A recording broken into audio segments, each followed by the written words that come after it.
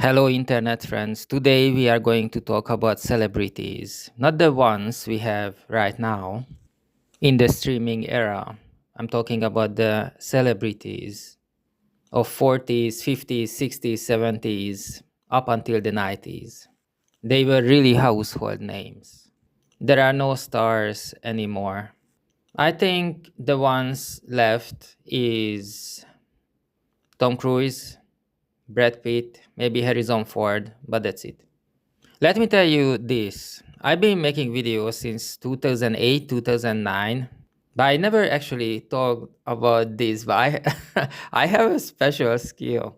When it comes to old movies, black and white movies, like really, really old Hollywood movies, my knowledge is very, very impressive. And I don't know why I never understood it. Growing up, I always asked for books about old Hollywood.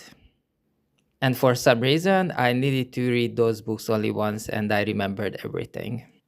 And when I decided later in life, I decided to go back to university and earn a degree. I decided to play a sort of a trick. So I was at the university for 7 years. So about 7 and 8 years ago, it was a trend. Everyone was talking about lying to yourself. Don't drink coffee because you lie to your body that you're awake when you're tired and want to go to sleep.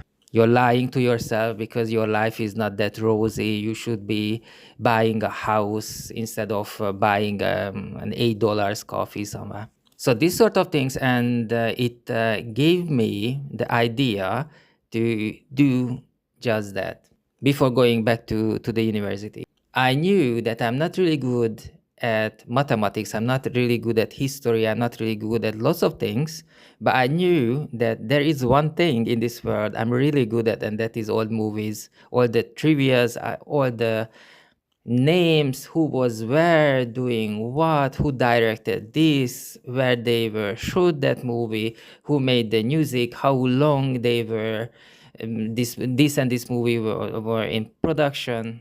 For example, if you have 2 weeks, for example, you're working and you wanna take 2 weeks off, as a holiday, and wanna talk about the movie Casablanca, only the Casablanca movie, I could talk to that for 2 weeks without break, and I never understood why.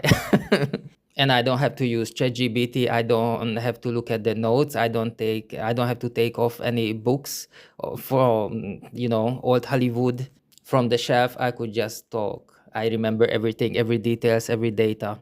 So before going back to the university, because between high school and going back to the university, there were so many years, 13 years, I didn't study. So I decided to trick my brain and really very deeply understand how I can process the information of old Hollywood. So I can use that knowledge to process the new information I'm learning while I'm studying for an economics degree, 10 years older than the average student. So I went for an acting class and I noticed that they can give me a play, they can give me a screenplay. I read it only once and I remember it. And I went to the teacher, and the teacher was actually a producer, not a director, not an actor, a producer. And I asked her that how is it possible that I I read it once and I remember everything. And when I need to study for mathematics, I need to study for history, I need to study other subject, I need to go over it like 100 times to be able to pass the exam. And she told me 5 things that stayed with me, and that was the best advice I ever got. For example, the very first one, she said that you don't remember the text. Don't worry, you don't remember the text. You remember how the other person reacted, how the audience reacted, and what you were wearing, the set, and all this stuff. It was absolutely amazing, very, very useful advice. So that's why I made sure when I was doing the university for 7 years that whenever I was studying something, I was wearing the same clothes as I was wearing at the exam. I used the same pen. I used well, not the same desk, obviously, because the exams usually in a different place. but I would put the pens, the calculator in a certain order. So I can recall, I can remember data, definitions, and formulas much quicker. So if you preparing for an exam, could it be a language exam? Could it be any sort of exam for work or for a hobby? It's very important that you sit down with yourself and you remember how you learned back in the day when you were younger, and then try to understand the strengths and weaknesses of that process.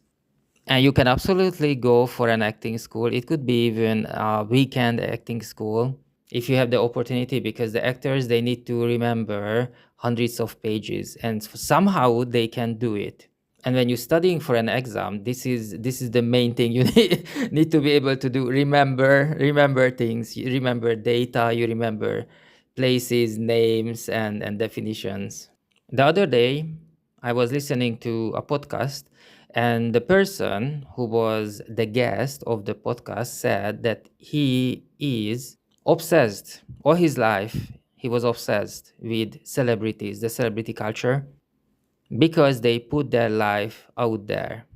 And I was like, oh my God, hold on a minute. And I stopped the podcast and I thought about this because that was a very good idea. Oh my God.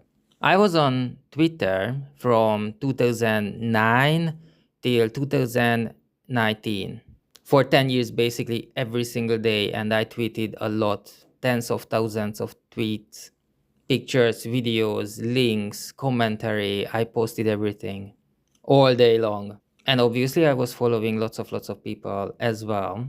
And I read what they put out on the internet and I commented on them, I liked them and so on, retweeted it. And if you ask me right now that choose 10 people who I was following between 2009 and 2019 and write about them, I don't think I could do that. And they are the same. Those people put their life out on the internet. The same way how old Hollywood stars put their life out there for everyone to see. So I was really thinking about this. What is the difference? What is the difference people posting about their life, all the small details, all their secrets, everything, posting on the internet, and the celebrities from the 40s, 50s, 60s, and so on up until the 90s? And the thing is that the people who are on Twitter, they are alone. And all these huge stars of old Hollywood, they had a whole company working on their stories. The article published, the pictures, their public appearances, the public speech, all the interviews. They were super well prepared for it. And the narrative was so well designed by the old Hollywood studios that those people working on it, they should really they should have really received a Nobel Prize in literature.